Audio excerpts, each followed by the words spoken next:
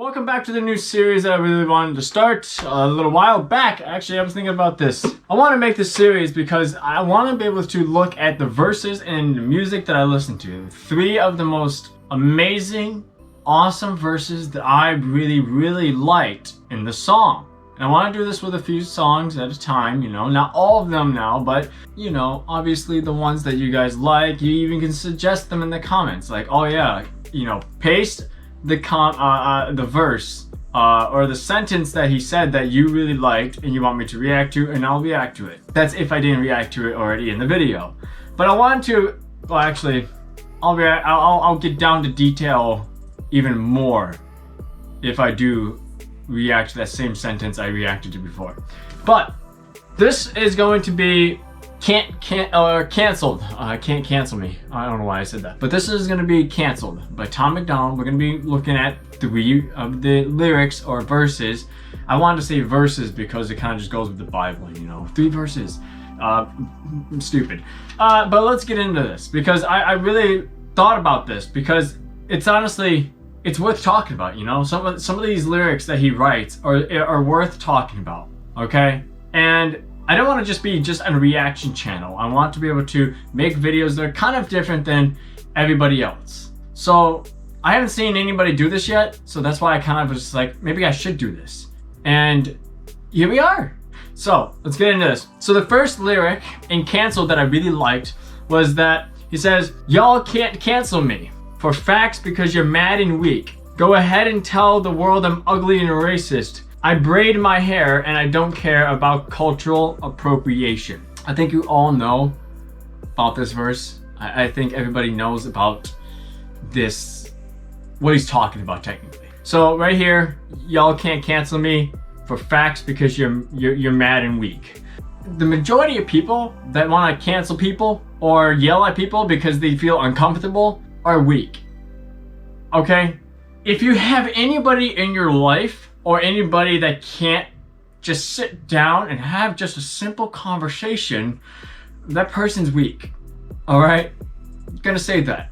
Communication is that one thing that the world is missing right now. To be able to have a civil discourse is gone. It's gone. It's disappeared. You can't have it. Unless you're very lucky, which I have been lucky, and I've found some Democrats or far right people to talk to. I've even talked to many conspiracy theorists. I've talked to people from other organizations, Proud Boys. I've talked to people from QAnon, all right? Not just one people. I mean, I've been talking to a lot of people. Some of them, though, in any organization or group, do not want to talk about it. They're mad. They don't like the way you talk to them or you even bring up certain things. They don't like it. And I love how he says mad and weak. He adds that weak right there. That weak right there means a lot for me because they are weak. They are weak because everything that they try to throw back at you is just feelings. No facts, just feelings. That's the issue there. Is you can push out as much information you want with them. You can tell them this and this and this and fact and fact and fact and fact, and they'll get mad at you and throw that's a lie. And you ask them plainly, your turn now. What I just said was a lie. Apparently. Take the floor. And if they can't provide anything, who was right? If you can name out the sources and you can name out the science behind your argument, and all you get back from them is, you're dumb, you're stupid, you're pathetic, you're a liar, you think too much. I've gotten that before. You ask too many questions. You just need to trust. You need to trust the CDC. You need to trust the World Health Organization. No, I don't. And I think it's very cultish for people to depend on one organization or one person, and that's it. If you only can provide information from one person, I don't want to talk to you. I don't. Because the cult does that. People in the occult go to one person and they get their information from one person. If you're truly open-minded, you would get information from many different sources. So don't be cultish around me. And don't tell me that Fauci said this and Fauci said that, or Obama said that and Obama said this. Even with Trump, don't tell me that. that Trump said this and Trump said that. No, no, no, no, no, no, no, no, no, no, no. I want sources. That's one man. Give me sources. And it says, I braid my hair and I don't care about cultural appropriation. First of all, St. Patrick's Day just passed. If anybody actually believes in cultural appropriation and they celebrated St. Patrick's Day, then you have just partaked in cultural appropriation. I don't follow by that. I don't follow by cultural appropriation. But if you do make a big deal about cultural appropriation of people taking culture and twisting it up and doing it wrong and taking other people's way of style and music and clothes and whatever they do, and you make a big deal about that and saying that you shouldn't be doing this because it's their culture, then you just did that with St. Patrick's Day and you're a hypocrite and a liar. It's as simple as that. Now these are rules. Cultural appropriation is a set of rules. It's a worldview. I don't follow by that worldview. I think it's awesome to be able to look at someone's culture and partake in it. Not exactly the Americanized version of St. Patrick's Day. I don't like that. I don't like the green, I don't like the leprechaun, I don't like the 4-leaf clovers. That actually has nothing to do with St. Patrick's Day. What St. Patrick's Day is about a man who was kidnapped at the age of 16, brought to Ireland as a slave, escaped, and came back to preach the gospel. And he wore red, not green. Okay? We have cultural appropriation all over the place apparently in America because we Americanized so many traditions. They can go down to Christmas. We've made Santa look so childish, friendly and kind, when in reality Santa is Saturn. And Saturn isn't some nice guy who comes down your chimney, eats your cookies and leaves your presents. He's not exactly that. So if you follow by a cultural appropriation, what are you doing celebrating all these holidays? The second one is, I feel like these rappers lately are on a mission. They're starting drama and they don't really want no problems, so they talk in whispers. I feel like all rappers are on a mission, and they are. They are on a mission to destroy the generation. And you can see that in plain sight when you simply look at the difference of music produced back then and now. I was born in 1996, came to America in 2000, so I got to be able to see like the good music transition to Jason Derulo a little bit. That was kind of the transition. When Jason Derulo started putting out that kind of the hip-hop wiggle music, when you ever call it wiggle, I don't know what the song was called. Yeah, it's called Wiggle. That was about the time when it started going a little bit downhill. So you had like Bob Seger, Huey Lewis, I don't like to say Queen, but yes. Jason Derulo period, trash.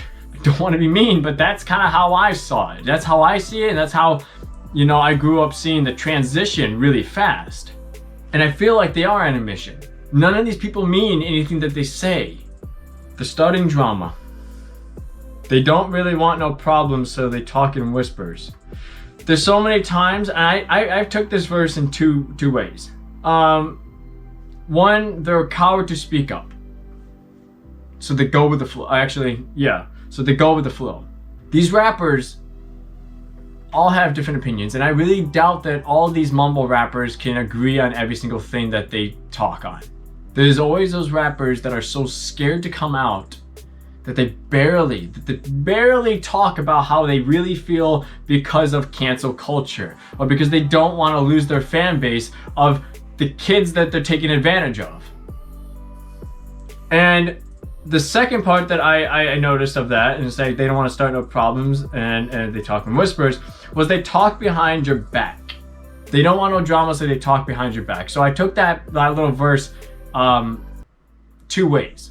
Because there's a lot of people that don't want to admit that they just talk trash about you, or they're trying to, you know, take you down, so they talk in whispers, so you can't hear them. You can't tell who said it.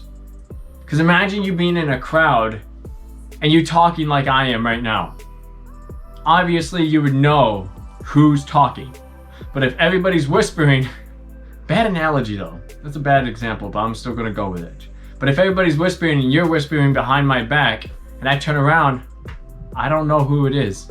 It's in secret, so I don't catch you. Third verse is, I'm a wolf. I don't lie with sheep. I am what I am, and I can't hide my teeth. The wolf. I don't lie with sheep. I took it two ways. He's a wolf, he's out of it. He is him, and he doesn't lie down with the sheep. He's not one of them. And then another one, in a way, I took it as, he doesn't lie like everybody else. He's actually open with everybody. He's transparent with everybody. The sheep, on the other hand, are the rappers who put themselves as these gangsters, but really down inside, they're actual cowards. They're not willing to confess what they've done wrong, or that what they're doing is wrong.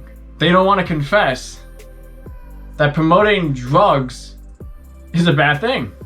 They don't want to. They suppress it. They suppress the truth. Tom MacDonald, he's open. He's transparent. He'll tell you that it was a mistake. He'll tell you the struggles that he's going through. I think that at the end of all of this, we can see, I want to say we can see a little hope. That the people that are out there, putting themselves out there, not caring what society says about them, what people of the generation, whatever these wimps and these mad, weak people say about them, they give hope. Tom MacDonald encourages the people to stand up. Go against the grain. Go against the current, the government, the obvious false propaganda that's being pushed. His music allows you to think. And that is something that this society doesn't want you to do, is think. Go back to Ukraine, Europe, during the USSR. You were considered an enemy of the state if you even thought for yourself. If you wanted to have a life, if you wanted to have a business, if you wanted to do anything besides work for the government so they could provide to do more damage in the world, you were an enemy of the state to even think outside the bubble. And that's where we are in America, is that you are hated if you actually think outside the bubble. You are hated to have your own opinion. You are hated to speak out. And Tom MacDonald encourages those to stand up and speak out loud against the things that are going to destroy this society. And that's why I enjoy his music. That's why I enjoy it. So thank you guys for watching. Hit the like button, subscribe for more. I hope you guys really enjoyed this episode. This is something I really want to do more often. If you guys really enjoyed, comment down below other songs or songs that I have reacted to, and put down 3 verses. 3 sentences. I like to say verses because it kind of goes with the Bible again. 3 verses that you would want me to review of that song that you want me to look at. So thank you guys for watching. Hit the like button, subscribe for more. Make sure you guys tell a friend about this channel, and I'll see you guys in the next one.